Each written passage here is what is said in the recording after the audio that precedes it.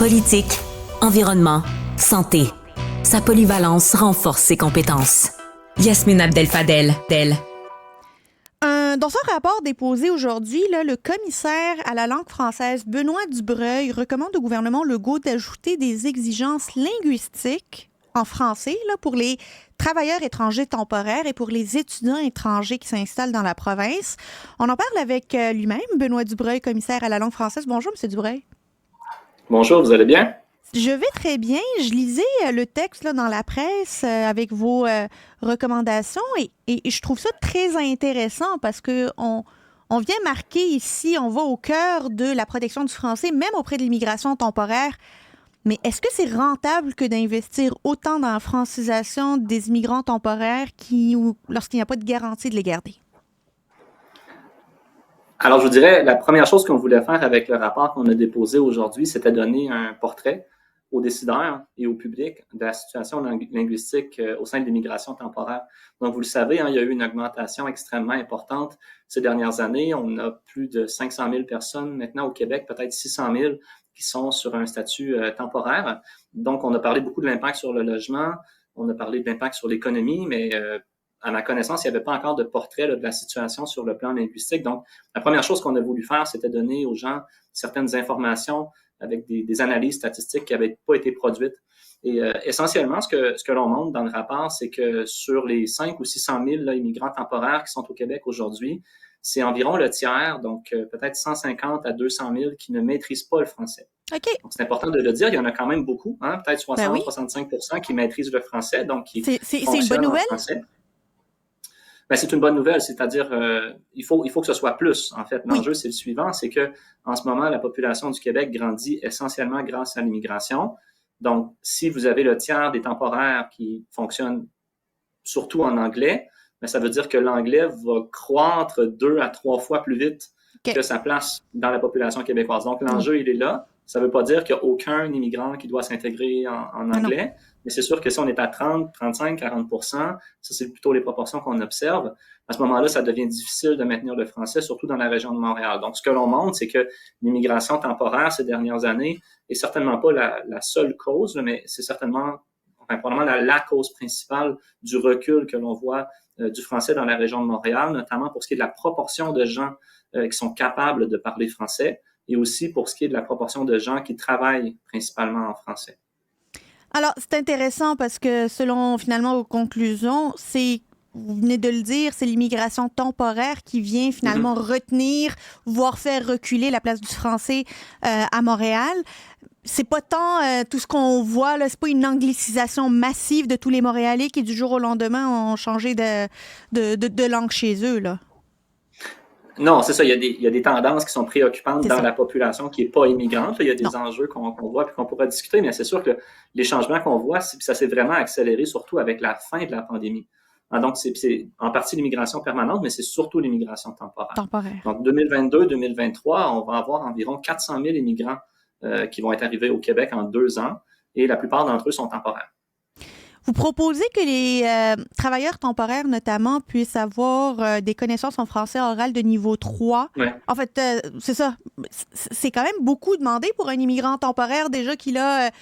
les employeurs ont beaucoup de critères à aller respecter pour pouvoir aller chercher ces visas temporaires-là. Comment vous pensez que ça va être accueilli par le monde des affaires? On a commencé par regarder qu'est-ce qui se passait dans le reste du Canada. Et qu'est-ce qu'on a constaté dans les autres provinces? C'est intéressant, c'est 95% des temporaires ailleurs au Canada parlent anglais. Donc, est-ce que c'est que les gens arrivent au Canada, constatent que c'est un pays anglophone et ensuite se mettent à apprendre l'anglais pour pouvoir travailler? Bien sûr que non. C'est que les gens, avant d'arriver, vont développer des compétences qui leur permettent de faire ce qu'ils viennent faire. Et que viennent faire les gens? Ben, ils viennent étudier ou ils viennent travailler. Ils sont admis par une université, un collège, ou ils sont embauchés par un employeur.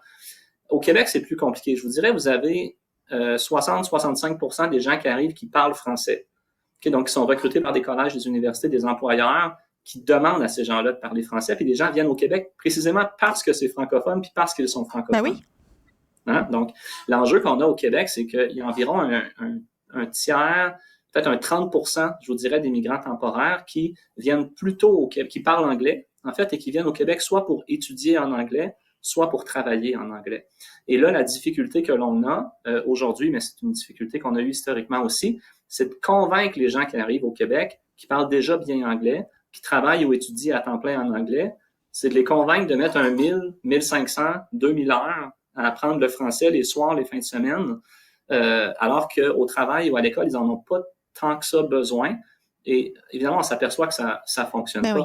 On a regardé les statistiques, par exemple, de fréquentation de Francisation Québec. On est conscient là, qu'il y a des enjeux de liste d'attente à Francisation Québec. En ce moment, là, la capacité ne suffit pas. Mais même s'il n'y avait pas d'enjeu de capacité, il faudrait qu'il y ait peut-être 3 à 4 fois plus de gens qui s'inscrivent et les gens devraient rester peut-être 3-4 fois plus longtemps en francisation pour vraiment atteindre le bon niveau.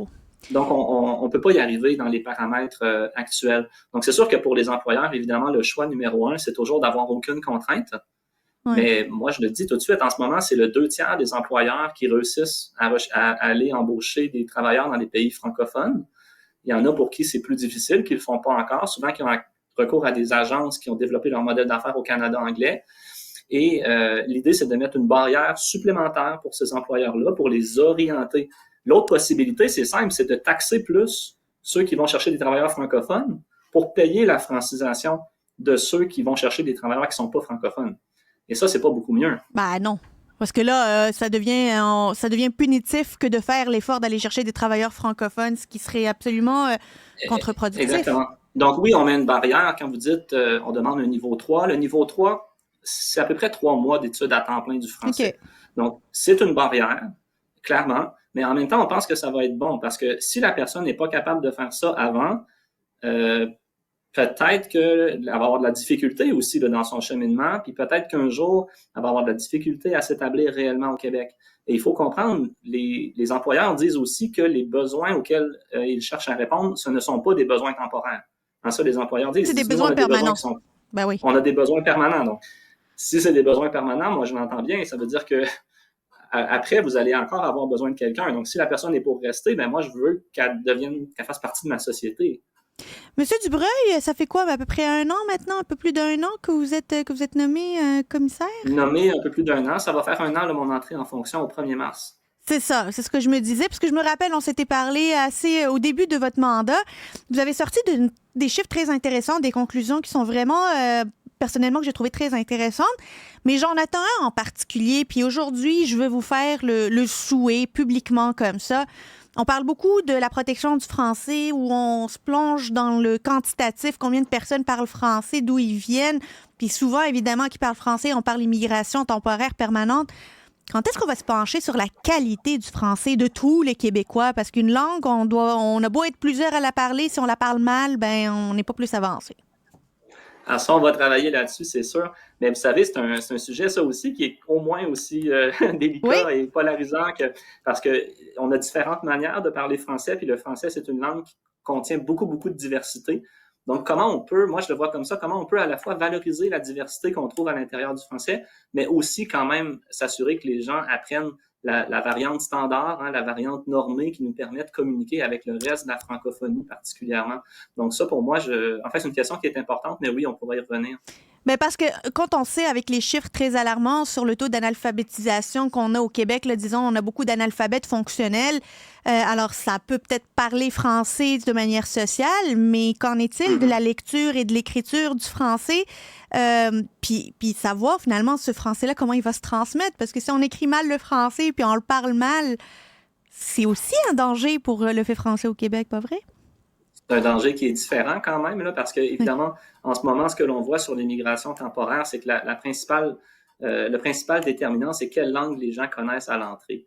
Donc, si les gens connaissent mieux le français que l'anglais, automatiquement, ils vont s'orienter plutôt vers le français, ce qui ne veut pas dire qu'ils parlent très bien français par ailleurs. Hein, vous avez plein de gens, par exemple, qui arrivent à Montréal, qui parlent un anglais qui est moyen, mais comme ils parlent beaucoup mieux anglais que français, ben là, automatiquement, ils vont se retrouver dans un emploi qui est plus anglophone. Puis là, avec le temps, leur anglais va s'améliorer et non pas leur français.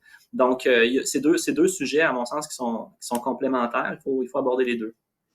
Absolument. C'est vraiment pour boucler la boucle de la protection du français et voir ça à 360 degrés parce que c'est ça aussi, la protection du français, c'est d'en prendre soin. peut-être pas d'en prendre moins. Avec Benoît Dubreuil, commissaire à la langue française. Merci beaucoup. C'est toujours très intéressant de vous parler. Alors, n'hésitez pas à me réinviter. Moi, c'est un plaisir de parler avec vous. Pareillement, au revoir. Au revoir.